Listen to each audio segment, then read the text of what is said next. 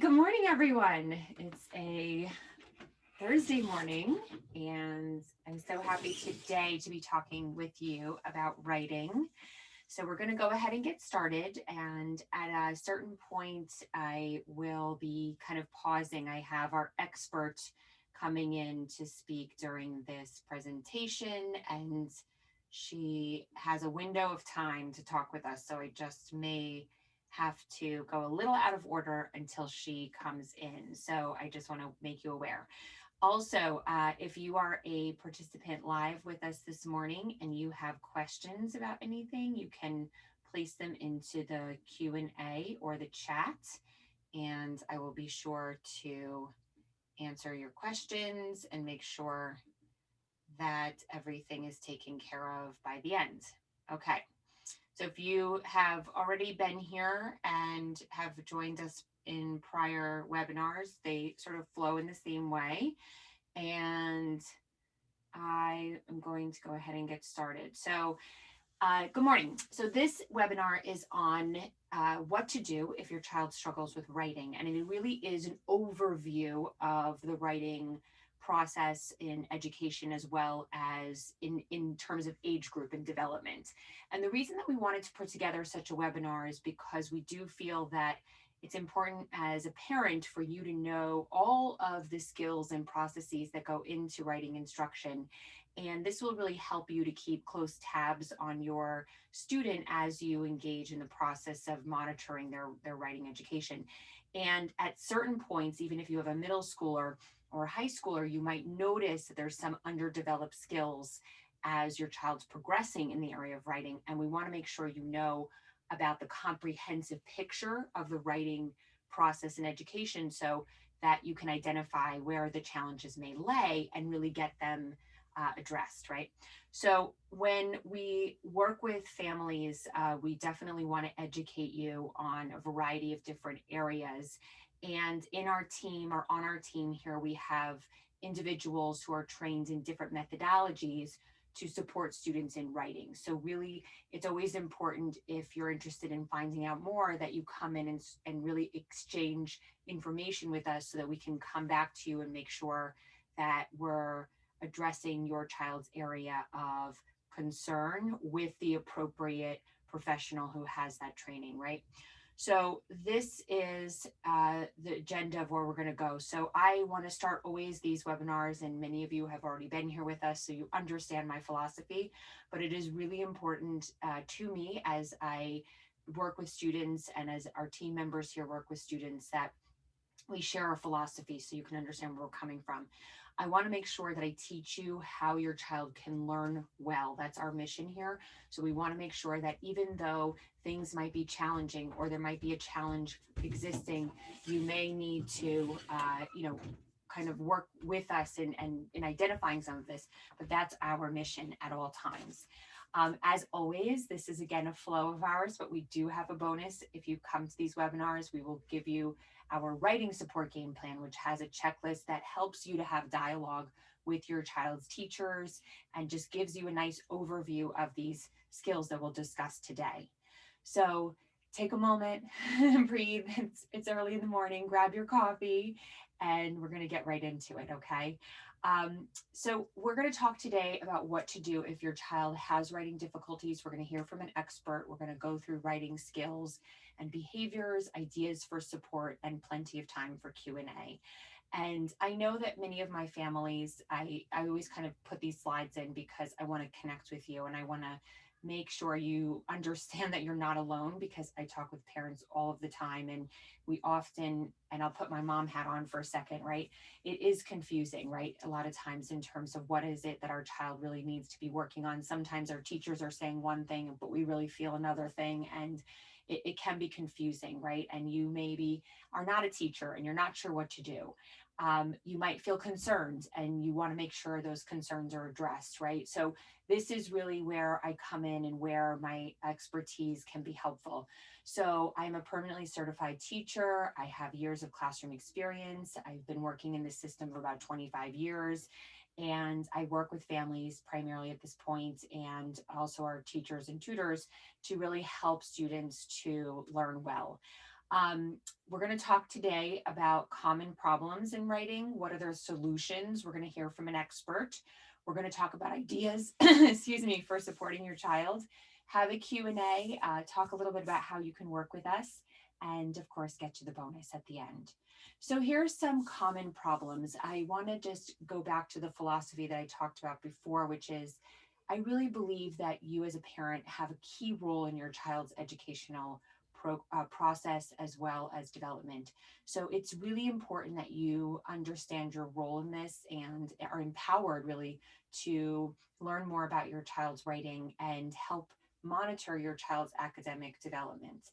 So when we talk about writing, we're definitely looking at a host of skills, right? So we definitely want our children to learn these skills, and sometimes they become more complex as a student grows, and other times they're learned in a period of time. And this can really be different for every child, right? And so we want children to have letter formation. We want them to have pencil grip. We want them to have spelling, sight word vocabulary that they can just quickly write. And it doesn't necessarily need to be sounded out using those skills. Have sentence writing skills, have paragraph writing skills, have typing skills. So when we see a child who's coming in who's struggling with writing, this is one area in which we really look at, because if your skills are weak, children do what they can, right? So if they can do it, they will do it. If they feel it's a very hard process to pick up a pencil and form the letters, if they feel tired after typing, these are skills that can really be challenging. Um, I see Becky coming on right now. And as I mentioned earlier in the webinar, I'm going to jump in. It's actually a really great time to have our expert on, because Becky's going to answer a question for us. And I'm just going to let her unmute if she's able to. Hello. Hi, Becky. Okay, so I'm just going to fast forward quickly to your slide. We're just going through some areas of challenge, and then we'll get to some solutions. But I want to just talk about one of those solutions. We're just going to jump right to it. So could you tell us a little bit about Writing Revolution and how does it address a student's needs? Yes. So Writing Revolution, also maybe known as other programs too. It has had a couple of different, it's morphed a few times. So someone might know it as the Hockman method, or you might know it as teaching basic writing skills. If anyone's interested in the history, feel free to reach out and I'll give you the dirt. But Writing Revolution is an evidence-based instruction methodology. And the reasoning, the methodology behind Writing Revolution is to support students in mastering skills that are essential to becoming competent writers. So one way that the Writing Revolution believes that our students will become competent writers is to use this program across curricular and integrate it into all subject areas. So even not just in kind of ELA reading and writing, but also in science. You could write a whole lab report using the Writing Revolution framework, or you could take notes in math class using the keywords and phrases theory in Writing Revolution. It's explicit and usually expository instruction. And it starts at the sentence level and really works its way up slowly and methodically to the composition level. So how does it help? Not only does it help our students become strong writers, they're also learning how to become effective communicators. Of course, they're going to be able to effectively communicate their ideas in writing, but it also helps them with their oral language skills. It helps them with their critical thinking skills. And it really also helps them become better readers. As I mentioned earlier, it's usually expository. So we're learning how to write in an expository way, because usually when we're reading the news or a textbook or something like that, we're reading it in an expository way. And there is a certain way to write for that. So we want our students to understand how to write that way so they can read that way and fully understand what it is they're reading. Writing Revolution also believes in teaching grammar in the context of writing. So it's not like a separate grammar lesson, but they are teaching you where to place commas and how to, have subject verb agreement and all those skills that go along with grammar in the context of writing. So it's all really context based. And then, of course, it teaches two really important phases of writing, which is the planning phase and the revising phase. So, I do a lot of executive function supporting work, and I always use the writing revolution methodology because it's a really systematic, formulaic approach to writing, which really helps that kind of formulaic approach to thinking, which is what a lot of our students who have executive function weaknesses need. So that's writing revolution. Thank you so much. That was such a great overview. I know you're off to have a consult, so thank you so much for your time. I'm gonna jump back to the other slides now. Appreciate that, Becky. Thank you. My pleasure. Okay, so there you have it. So really, that's an example of how we get to the skills in instruction and really systematically deliver that important piece of support for students. And sometimes, the Writing Revolution program will be used in school as well. So you as a parent can learn a little bit more about what it is that your school is doing to promote your child's writing as it pertains to skills. It really couldn't have come at a better time because we're sort of talking about some of the issues that some students may be having, and really the Hoffman method or Writing Revolution is one way to address any lagging skill in these areas.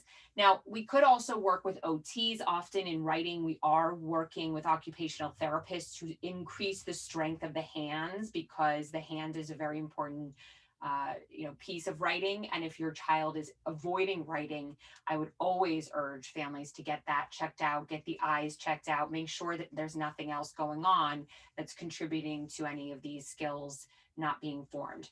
So as Becky mentioned, the other areas of writing really have to do with comprehension and idea generation. And I find that parents often will be very clear on the fact that their child's sentence structure is strange, or there's grammar errors or something of that kind. But it is sometimes difficult to understand if your child is actually meeting the objective of the communication. And this is really where you want to look at the feedback that your teacher is providing. And if the teacher provides very minimal feedback, this is really an area that you as a parent can advocate for additional feedback. I actually have this conversation often with parents, because a teacher may have a lot of dialogue with your child, but in the end comment on a paper, there may be 1 or 2 lines. And what you want to do is just go back to the teacher and ask more questions to really understand what your child is doing well in and what your child needs to improve in. And really those questions should be answered at every moment in time, because there's always something to be improving upon, especially in the area of writing. So it should be a very comfortable conversation, and also not laden with other emotional pieces of, oh, I'm not sure my child is doing this well enough, right? We can leave that out of it in these kinds of conversations, because it's very normal for everyone to have something to work on, especially in the area of writing. So the process is key when we talk about writing in the development of their education, because students do need to spend time in the planning process, in the organizing process, and then in the writing process.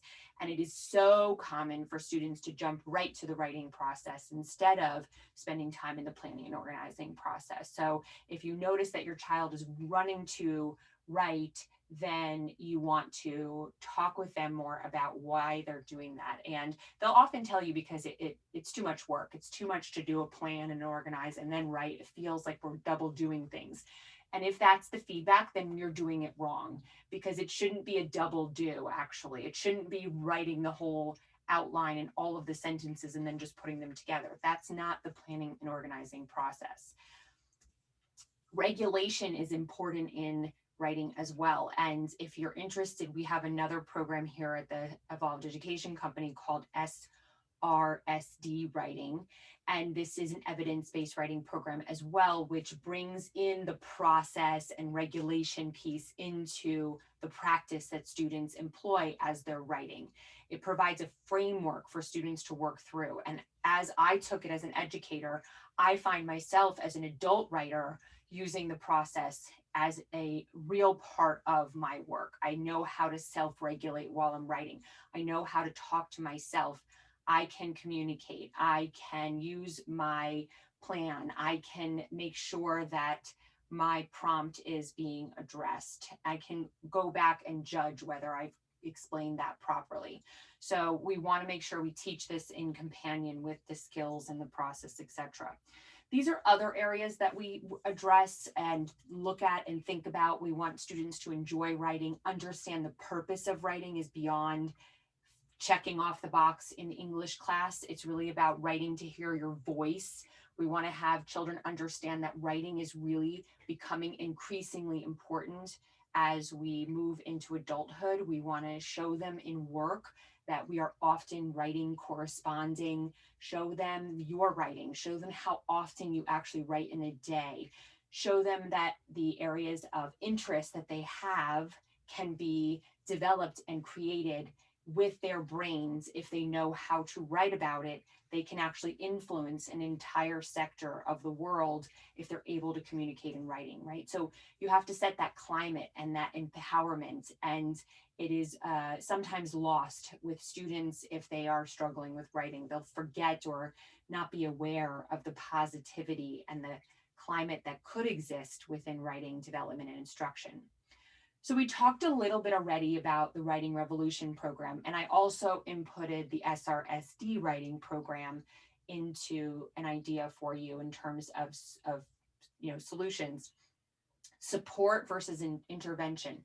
I will always put this slide into all of my webinars when I talk about subject area support, because we have two categories of this. Really, one is supporting your child through an actual task of writing that they're doing for school.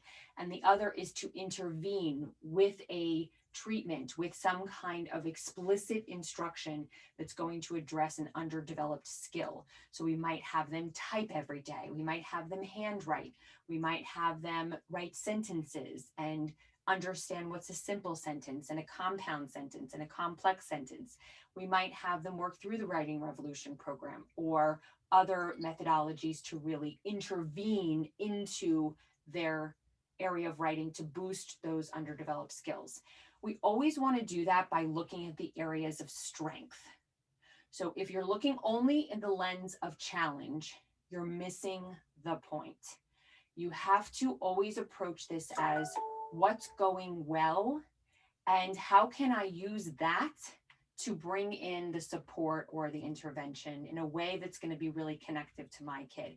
If my child loves writing about history or loves to write about, another area of interest, sports or geography or math or whatever it is, then you need to go to those areas and see what's happening there that's working. Let's learn about that and try to put that into the plan of support.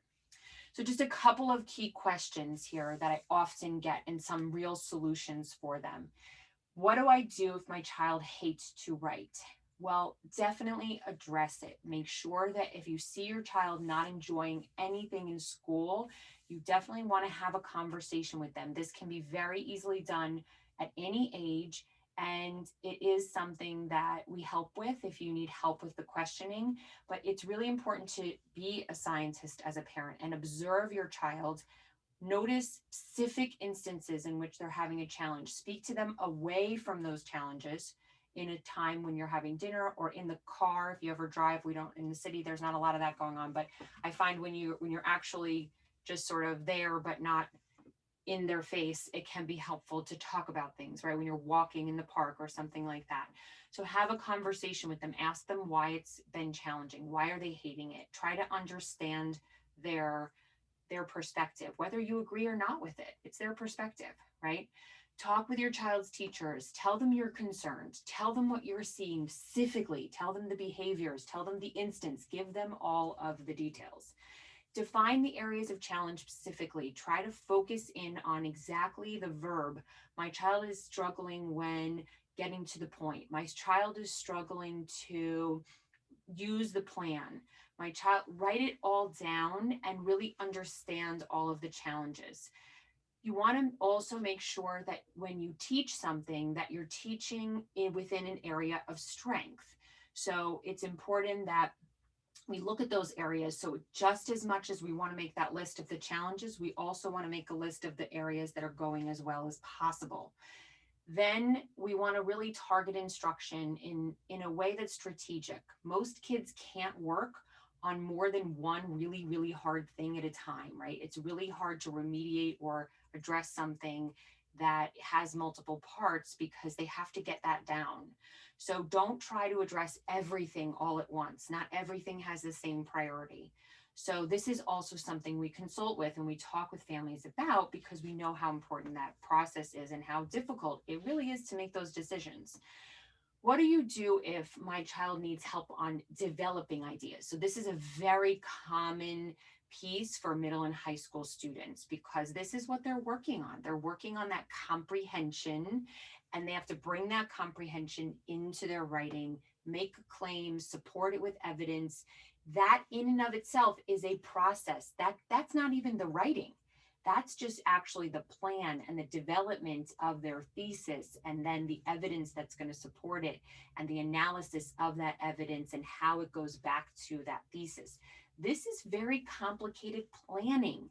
No engineer would go in and just sort of start putting together some kind of solution to something, right? Like they would prototype it, they would play with it a little bit, they would move things around, see if something else could work. Students often skip this very necessary part of the writing process, because sometimes also we're called in to do the support when a paper is due the next day, or when there's something actually due, instead of working all along around that comprehension of whatever it is they're going to have to write about, so we can make sure they're understanding the novel or the textbook or whatever have you, right? If you look at Bloom's taxonomy, you're going to see that at the very bottom of our thinking process is just understanding, retelling. And then we can go up in the chain of things to get to analysis. But if we don't work on that base of understanding, it's going to be hard to get up there, right? Some teachers do a great job of guiding students in the process of understanding plot as well as theme and book, and then they're going to have the children write about themes. Other times they're not as great about it. So you can talk with your child about where the gaps are in the instruction that they need. Just because your child needs it doesn't mean every child needs it, right? But your child might need that. Okay, so next one, what do I do if my child isn't staying to the point? Another really popular one for all of our students. And by the way, yeah, I have this problem too in my writing. So I often have trouble staying to the point because I'm a real creative person and I happen to be a big thinker. And sometimes I don't focus as well as I need to in my explanation of things. So it's a really good thing to, examine the process, try to be very clear with your child about what it is that they need to be doing. For example, this might be their prompt, right? Like explain the conflict in the story, name 3 reasons for it, and evaluate their effectiveness in solving the conflict. I can't tell you how many students don't have any idea what they're supposed to do with the word explain. They don't know what it means to evaluate. So you have to spend time showing them exemplars and in that pre-reading process, a writing process, so you can show them what it means to explain something and show them what it means to evaluate something. Sometimes they're lost from the gate because they don't understand the prompt. So you have to start there. In SRSD writing, it's called do what. We do a do what. So we already heard from Becky. And we're going to get into just a couple of other ideas. So these are my go-tos. I can't tell you how many times I say this to parents, and I forget it too as a parent. So it's so easy to get absorbed with our leadership and our perception of our child because we really do know them pretty well. But our child will have experiences away from us, and we don't actually have the whole picture when they go to school anymore. So we have to have conversations. And Becky, who you just heard from, actually runs a parenting program called Collaborative and Proactive Solutions. And I've gotten really good about having conversations with my children because of Becky's coaching. She gives you the language to use to really probe and get at their experiences. And it's such a worth it skill to have. I think it's a really important parenting piece. So if you're interested, be in touch with Becky. Um, Dialoguing with teachers, teachers too, they have a whole experience with your child, and they don't, we don't really know what that's like. So we want to make sure that we're talking with them and sharing our perspectives, sharing our questions, understanding where the gaps lie in their instruction to our child. Implementing approaches in homes simply and consistently. So surely you want to have supportive writing. Surely you want to make sure you have that intervention as needed, but don't try to do too much too soon. Don't overwhelm. You can keep a list of all the things you're worried about. You keep that and deliver it to your child sort of one at a time. Very nice and easy, because it can become very overwhelming for them. And don't forget to tell them what they're really strong at. And of course, we're always here to partner with you. So we're going to do a little Q&A, and I want to just share with you, of course, these webinars we offer as an introduction to our company and our support that we deliver for families and students. If you're interested in having a call with Stephanie, she's fantastic. She's a mom. She knows the company. She is ingrained here, and she really knows what we do so well, and she has conversations with our families, can share with you what we can do, ideas for you, really a wealth of information. So you can email Stephanie, have a conversation. So as we end, I'll give you a couple of cues. If anyone live wants to enter any questions, I'll jump over there, but these are some typical questions we get. My child has so much work to do: typing, organizing, developing ideas, and getting to the point. What do you think we should start to work on? So you get that full list, right? Like, how do we even, where do we even begin, right? Well, it's not as easy as it seems, because we can't just sort of say, well, you want to shore up the skills and then get to some of the other pieces. It's really more about, well, what area of challenge is impacting your child the most? Where do we see sort of the emotional block or the regulation block, or where do we see your child struggling within that planning, organizing, writing, revising, and editing process?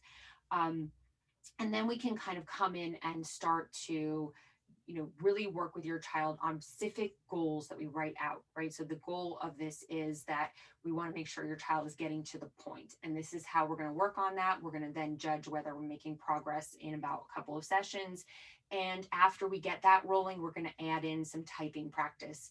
Great, now we're working on two things. So you see, this is called scaffolding. This is where we work on one skill, get it moving, have it be progressing, and then we introduce another skill or area, get that moving, but always cycling back and making sure that we're addressing those areas that are still needing that support, almost like a workout, right? So my child seems to write fine, but I think she could develop her writing better, but her teachers aren't saying anything. What do I do? So this is common. Like, the teachers will say, great job.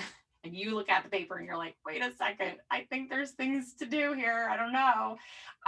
So if this is you, go have a conversation with the teacher and ask them, say, listen, I'm concerned. I see areas of challenge here. I, as a parent, want this to be addressed. How can we work together to make that happen? And often teachers will be so happy for those kinds of conversations from you. And if you get into any challenge there, just be in touch, because we can always problem solve.